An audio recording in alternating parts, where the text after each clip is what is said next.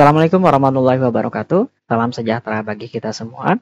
Perkenalkan, nama saya Ilhan Fauzan, mahasiswa Universitas Pamulang, semester 6, kelas 06 TPLM 001. Pada video kali ini saya akan menjelaskan sedikit tentang materi perkuliahan kita di mata kuliah Rekayasa Perangkat Lunak atau RPL dengan judul Rencana Uji Coba Validasi Software. Pengujian adalah perjalanan sistem yang digunakan untuk menentukan keakuratan, integritas, dan kualitas perangkat lunak komputer yang dikembangkan. Di mana dalam pengujian perangkat lunak dijalankan dalam lingkungan eksperimental atau dunia nyata menggunakan input yang dipilih dengan cara tertentu. Bisa kita lihat di sini prinsip dari pengujian itu sendiri. Yang pertama adalah uji coba menentukan adanya kecacatan atau defect. Yang kedua, uji coba semua tidak akan dilakukan. Yang ketiga, uji coba paling pertama. Yang keempat, pengelompokan kecacatan atau defect clustering. Yang kelima, paradoks pestisida. Yang keenam, uji coba yang bergantung pada situasi. Dan yang ketujuh atau yang terakhir, tidak adanya kesalahan. Pengujian software.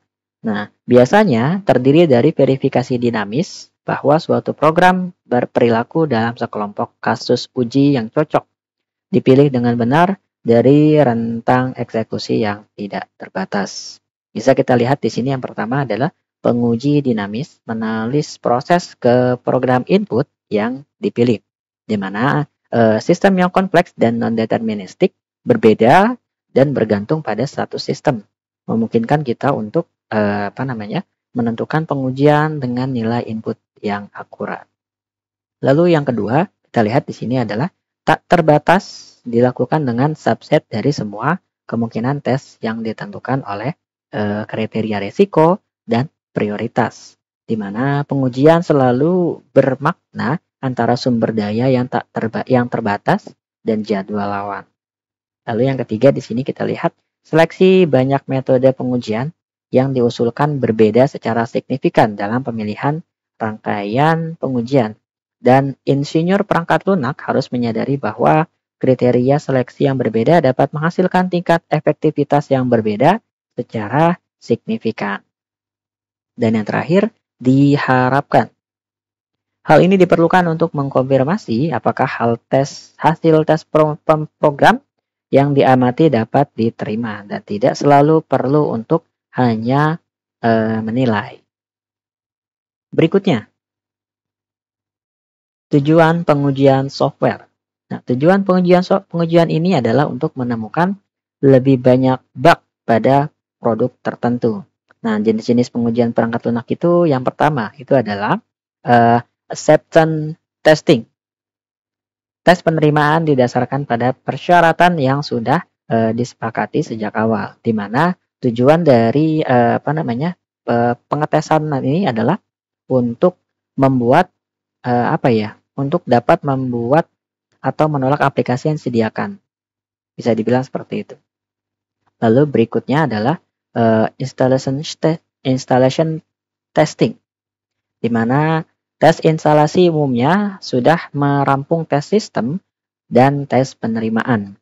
Pembuktian aplikasi selama proses instalasi pada lingkungan target. Nah, di mana pengujian instalasi bisa dipercaya menjadi pengujian sistem yang pada bawah batasan operasi, misalnya lingkungan operasi konfigurasi perangkat keras dan hambatan operasi konfigurasi perangkat keras, dan proses instalasi pula sudah diverifikasi. Berikutnya adalah reliability testing, di mana tes reliability dilakukan menggunakan mengidentifikasikan dan memperbaiki kesalahan. Nah, selain itu, pengukuran statistik keandalan ya bisa diturunkan menggunakan membentuk perkara uji secara rambang dari profil operasi menurut metode terkini yang pada sebut pengujian operasional. Berikutnya ada regression testing, adalah pengujian yang diulangi secara selektif terhadap suatu sistem atau komponen buat memverifikasi bahwa modifikasi akan mengakibatkan imbas yang diinginkan dan bahwa sistem atau komponen masih memenuhi persyaratan yang ditentukan. Berikutnya, tujuan evaluasi perangkat lunak adalah untuk meningkatkan kualitas perangkat lunak, memeriksa persyaratan dan apakah sistem memenuhi persyaratan, dan melakukan identifikasi kekurangan atau bug. Kesalahan yaitu kesalahan yang terjadi pada perangkat lunak. Kalau misalkan kita lihat di sini yang pertama adalah analisis permintaan, di mana analisis ini merupakan analisis tahap SDLC, ya, System Development Life Cycle dari perangkat lunak yang lewat. Lalu yang kedua itu adalah analisis desain, di mana jenis analisis ini merupakan bentuk dari analisis desain yang menganalisis komponen desain dan parameter yang perlu diuji. Lalu ada tes desain, ya kan, menyempurnakan strategi pengujian yang akan dijalankan. Lalu ada run test, yaitu menjalankan pengujian dan mencari kesalahan, bug, dan kesalahan yang ada.